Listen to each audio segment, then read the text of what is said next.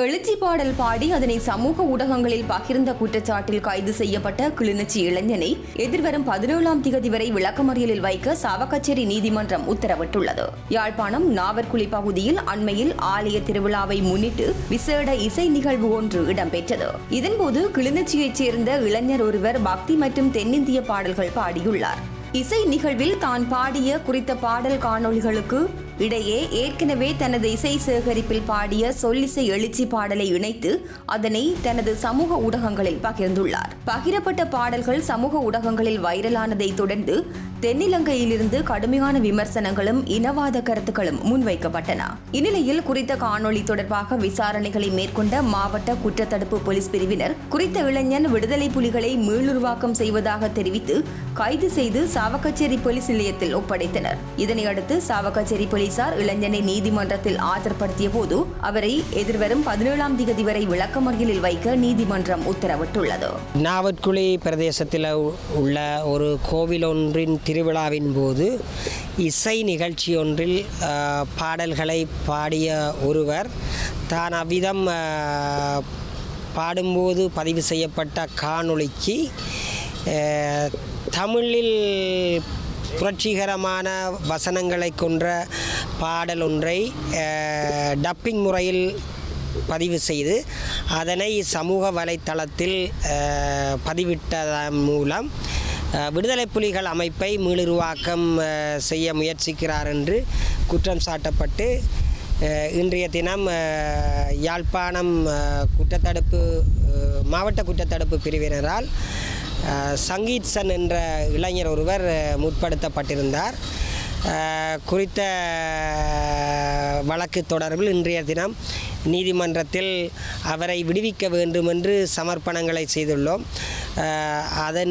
அந்த சமர்ப்பணத்தில் குறிப்பாக குறித்த வீடியோவில் பதிவாகியுள்ள அந்த தமிழ் புரட்சிகர கவிதையானது விடுதலை புலிகளை போற்றுவதாகவோ அல்லது விடுதலை புலிகள் என்ற அந்த வசனங்கூட இல்லாத அல்லது விடுதலை புலிகளுடைய சின்னங்கள் அல்லது இலச்சினைகள் விடுதலை புலிகளுடைய தலைவர் பிரபாகரனுடைய பெயர் அல்லது தடை செய்யப்பட்ட எந்த இயக்கத்தினுடைய பெயரையோ கொண்டிராத வசனங்களை உரிய ஒரு புரட்சிகர கவிதையாக இருந்ததென்றும் இப்படியாக வீரம் செறிந்த புரட்சிகரமான கவிதைகளை இயற்றுவது அல்லது அப்படியான கவிதை பாரம்பரியம் உள்ள ஒரு இனமாக நாங்கள் இருக்கின்றோம்.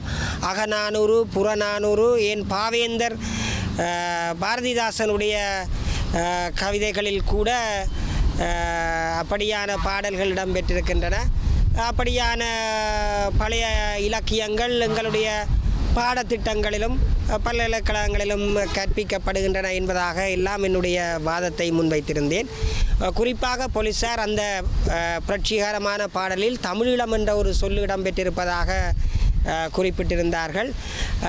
அது தொடர்பிலும் அவர்களுக்கு விளக்கம் அளிக்கப்பட்டது. ஏற்கனவே தமிழீழ விடுதலை இயக்கம் என்ற பெயரில் இலங்கை தேர்தல் திணைக்களத்தில் பதிவு செய்யப்பட்ட ஒரு அரசியல் கட்சி இருக்கின்றது. அதே போல கடந்த காலங்களில் விடுதலை புலிகளின் மக்கள் முன்னணி என்ற பெயரில் அரசியல் கட்சி ஒன்று இருந்தது. இப்பொழுதும் தமிழ் மக்கள் விடுதலை புலிகள் என்ற பெயரில் அரசியல் கட்சி தேர்தல் திணைக்களத்தில் பதிவு செய்யப்பட்டுள்ளது. ஆனால் இந்த இளைஞன் இயற்றிய பாடலில் விடுதலை புலிகளுடைய பெயர் கூட இருக்கவில்லை. அப்படி இருக்கும் பொழுது எப்படியாக விடுதலை புலிகளை மீளுருவாக்கம் செய்வது என்று குற்றம் சாட்ட முடியும் என்று என்னுடைய சமர்ப்பணத்தில் கேள்வி எழுப்பியிருந்தேன். அந்த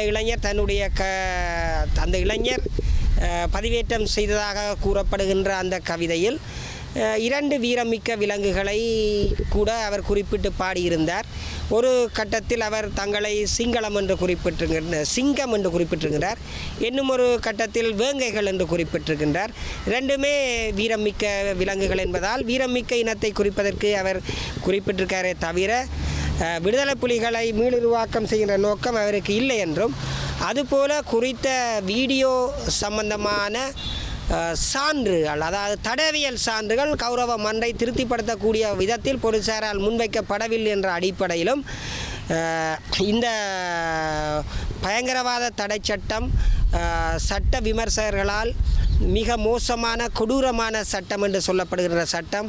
அப்படியான சட்டத்தின் கீழ் ஒருவர் விளக்கமறியலில் வைத்தால் அவரை பிணையில் விடுவிப்பதற்கு நீதிமன்றத்துக்கு அதிகாரம் இல்லை என்ற அடிப்படையில் பிணையில் விளக்கமறியலில் வைப்பதற்கு முன்னர் பத்மநாதன் எதிர் பொறுப்பதிகாரி தேசிய புலனாய்வு பணியகம் என்ற தீர்க்கப்பட்ட வழக்கில் குறிப்பிடப்பட்டிருக்கிற வழிகாட்டல்களை பின்பற்றுமாறும் நீதிமன்றத்துடன் நான் இறைஞ்சி வேண்டியிருந்தேன். ஆயினும் குறித்த இளைஞர் இதுவரும் 17ஆம் தேதி வரை விளக்கமறியலில் வைக்கப்பட்டுள்ளார்.